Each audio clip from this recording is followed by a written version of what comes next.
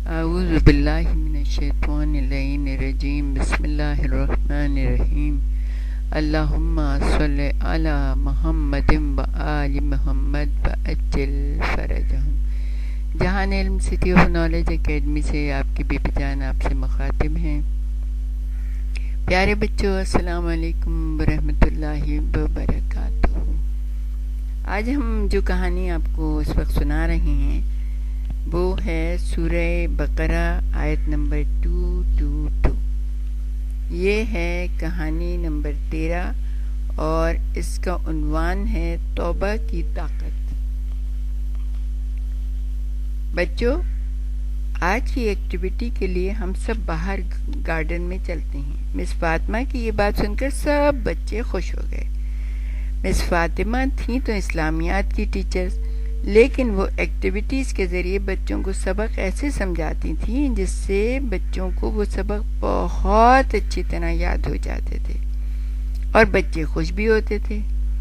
Garden میں آتے ہی سارے بچے اس میز کی طرف بڑھے جہاں پر مس فاطمہ نے کچھ سامان رکھا ہوا تھا۔ آپ لوگ یہاں پر بیٹھ جائیں۔ اس ایکٹیویٹی سے پہلے میں آپ لوگوں سے کچھ سوالات کروں گی۔ مس فاطمہ نے تمام بچوں سے کہا۔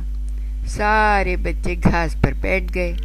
میز پر ایک شیشے کا جگ اور ایک گلاس رکھا ہوا تھا، دونوں میں صاف ستھرا پانی بھرا ہوا تھا۔ آپ لوگوں کو اس جگ اور گلاس میں کیا نظر آ رہا ہے؟ مس فاطمہ نے بچوں سے پوچھا۔ سب بچوں نے جواب دیا، ان دونوں میں صاف ستھرا پانی بھرا ہوا ہے۔ مس فاطمہ نے پھر گلاس میں کوئی چیز ڈالی جس کی وجہ سے ایک گلاس کا پانی کالا ہو گیا۔ اب اس کا پانی کیسا نظر آ رہا ہے؟ مس فاطمہ نے پھر بچوں سے پوچھا۔ مس، اس کا پانی تو گندا ہو گیا۔ سارے بچوں نے مل کر جواب دیا۔ مس فاطمہ نے بچوں سے پوچھا، کیا یہ پانی دوبارہ سے صاف ہو سکتا ہے؟ سارے بچوں نے مل کر جواب دیا، نو مس، یہ پانی کبھی صاف نہیں ہو سکتا۔ مس فاطمہ نے پھر بچوں سے پوچھا، اس کو دوبارہ صاف کرنا ہے تو بتائیں کیسے کریں گے؟ فضا نے ہاتھ اٹھا کر کہا، مس میں بتاؤں؟ مس فاطمہ نے کہا، بتاؤ بیٹا۔ فضا نے کہا، اس پانی کو پھینک کر دوسرا پانی بھر لیتے ہیں۔ مس فاطمہ ہنسنے لگیں اور سارے بچے بھی ہنسنے لگے۔ بیٹا، اس پانی کو دوبارہ صاف کرنا ہے، اس کو پھینکنا نہیں ہے، مس نے کہا۔ اچھا مس، آپ بھی بتائیں، سارے بچوں نے مل کر کہا۔ مس فاطمہ نے کہا، آج کی ایکٹیویٹی میں یہی بتانا ہے کہ یہ گندا پانی صاف کیسے ہو سکتا ہے۔ مس فاطمہ نے اپنے ہاتھ میں جگ اٹھایا جس میں صاف پانی تھا اور اس گلاس میں ڈالنا شروع کر دیا جس میں کالا پانی تھا۔ گلاس سے کالا پانی باہر نکل کر گرنے لگا۔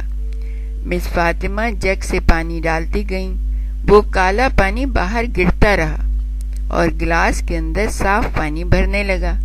تھوڑی دیر کے بعد سارا کالا پانی باہر نکل چکا تھا اور اس گلاس میں دوبارہ سے صاف پانی بھرنے لگا۔ بچے دیکھ کر خوشی سے تالیاں بجانے لگے۔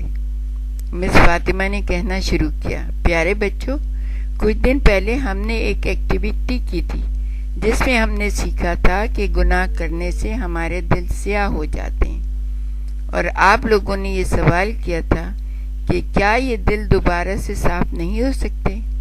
آج کی یہ ایکٹیویٹی اسی کا جواب ہے کہ یہ دل دوبارہ سے صاف ہو سکتے ہیں۔ بچوں نے جلدی سے پوچھا، مگر کس طرح؟ جس طرح اس گلاس کے کالے پانی کو جگ کے صاف پانی نے صاف کر دیا، مگر جگ سے اس وقت تک پانی ڈالتے رہے جب تک گلاس سے سارا کالا پانی باہر نکل کر گر نہیں گیا۔ اس طرح گلاس کا پانی دوبارہ سے صاف ہو گیا۔ بالکل اسی طرح اگر گناہ کرنے پر سچے دل سے توبہ کر لی جائے اور پھر اس کام کو دوبارہ انجام نہ دیا جائے تو توبہ کرنے سے یہ بالکل صاف ہونے لگتا ہے۔ اس طرح جب ہم اللہ تعالیٰ سے اپنے کیے ہوئے غلط کاموں پر شرمندہ ہوتے ہیں اور اس سے توبہ کرتے ہیں تو اللہ تعالیٰ ہمیں معاف کر دیتا ہے اور ہمارا دل دوبارہ سے صاف ہو جاتا ہے۔ آپ لوگوں کو معلوم ہے کہ دل اللہ تعالیٰ کا گھر ہے، اور اگر یہ گندا ہو جائے تو پھر اس میں اللہ تعالیٰ نہیں رہتے، تو ہمیں اس گھر کو صاف رکھنا چاہیے۔ سارے بچوں کو یہ ایکٹیویٹی بہت پسند آئی۔ سب نے مس فاطمہ سے وعدہ کیا کہ ہم کبھی بھی اللہ تعالیٰ کے اس گھر کو گندا نہیں ہونے دیں گے۔ دیکھا پیارے بچوں، اول تو ہمیں کبھی ایسے کام نہیں کرنے چاہیے جس سے اللہ تعالیٰ ناراض ہو جائے، جن سے ہمارا دل گندا ہو جائے، اور اگر کبھی غلطی سے ہم کوئی غلط کام کر لیں تو اس کے لیے ہمیں فوراً توبہ کرنی چاہیے، اور وہ بھی ایسی توبہ کہ اس کے بعد یہ کام انجام نہیں دیں گے۔ ایسا توبہ کرنے والوں کو اللہ تعالیٰ بھی پسند کرتا ہے، اور ہمارے زمانے کے امام بھی ایسے بچوں کو پسند کرتے ہیں جو اپنے غلط کاموں پر شرمندہ ہو کر سچے دل سے توبہ کر لیتے ہیں۔ وآخر دعوانا ان الحمد للہ رب العالمین۔